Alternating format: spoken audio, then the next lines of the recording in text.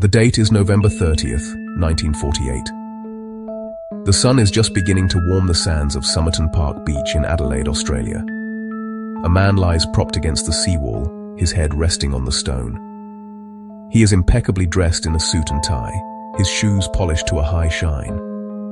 He looks as if he might have simply dozed off while watching the tide. But he is not sleeping. He is dead. There is no sign of a struggle, no obvious wound.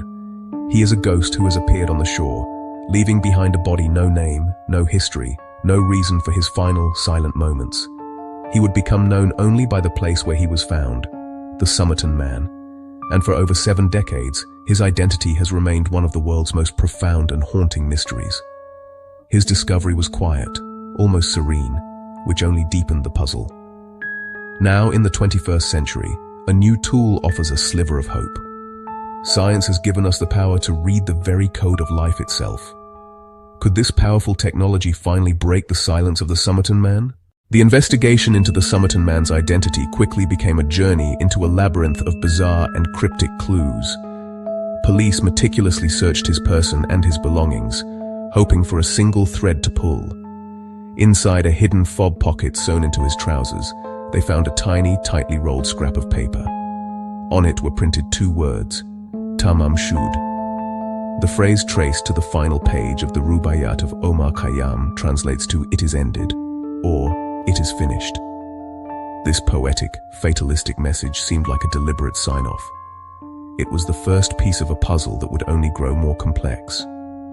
The scrap sent police on a nationwide hunt for the specific book. A man eventually came forward. He said he'd found a rare copy in the back of his parked car. The final page was torn, and the scrap was a perfect match. But the book offered more riddles, faint pencil letters in the back. 5 lines of capital letters, 1 crossed out, have baffled cryptographers ever since. Was it a secret message, a list of names, or simply a meaningless doodle? To this day, no one has definitively cracked it. The man's body was the primary source of evidence, yet it too was a vessel of ambiguity. The autopsy was conducted by Dr. John Burton Cleland, one of Australia's most respected pathologists, but it failed to determine a definitive cause of death. He was in his 40s, fit and in top physical condition. His hands were soft and unmarked by manual labor. His oddly pointed shoes were clean, despite being found on a sandy beach, leading some to suspect he had been carried there.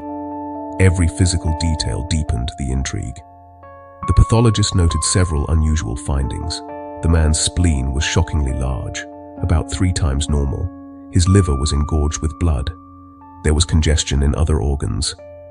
These signs pointed to poisoning, yet toxicology of the time found no trace. Cleland concluded the death was unnatural, suspecting a poison that was undetectable or metabolized away. Theories pointed to fast-acting poisons like digitalis and strophanthin, which could kill without leaving a clear chemical signature. For decades, the Somerton Man was a case locked in the past, a story told through black and white photos and fading documents. Then, the genomics revolution arrived, offering a key that might finally unlock his identity. Modern DNA analysis is now a powerful tool for forensic genealogy, capable of identifying individuals from degraded, minuscule samples. Our DNA contains a unique history of ancestry. By comparing the unknown man's genetic profile to public databases, investigators can find distant relatives and painstakingly reconstruct his family tree until his branch is found. In 2021, after years of campaigning, South Australian police exhumed the Somerton Man's remains.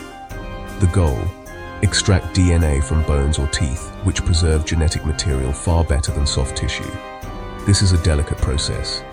DNA degrades over time into tiny fragments. Scientists must piece enough fragments together to create a usable profile. While DNA offers unprecedented hope, its application in the Somerton Man case is fraught with challenges, scientific and ethical. The primary scientific obstacle is sample quality. After 70+ years in the ground, the DNA is likely highly degraded. Contamination is a major risk. Handlers could have left DNA on the body clothing plaster cast exhumed remains. Scientists must use sophisticated techniques to isolate endogenous DNA from modern noise. Failure could send investigators down a false trail, chasing the identity of a long-retired police officer or a museum curator. Even a successful DNA profile isn't a magic bullet. It's the start of a long genealogical investigation. Finding distant cousins is one thing. Building a family tree that spans generations and continents is another. This raises profound questions about genetic privacy. So, did DNA crack the Somerton Man mystery? In July 2022, researcher Derek Abbott announced a major breakthrough. Using hairs from the plaster cast, he and genealogist Colleen Fitzpatrick built a family tree. The tree pointed to a single identity: Carl Charles Webb. Carl Charles Webb, an electrical engineer, an instrument maker, from Melbourne. Born in 1905, 43 at the time of his death. He had a wife from whom he had separated. Records of his life vanish after 1947, but the breakthrough remains unconfirmed by South Australian authorities. For an official ID, police will need corroboration. The hope is not just in a name, but in the relentless pursuit of truth. The case is not closed, but we are closer than ever. Whether he is Carl Webb or someone else, the effort honors his life and the idea that every person deserves a name. The wind on Somerton Beach may have scattered his secrets long ago, but now, thanks to science, we may finally catch them. The real question now is not who he was, but what his full story will tell us. The quietest witnesses can sometimes speak the loudest, even across the chasm of time. DNA gave us a name. DNA gave us a profession. DNA gave us a place of origin.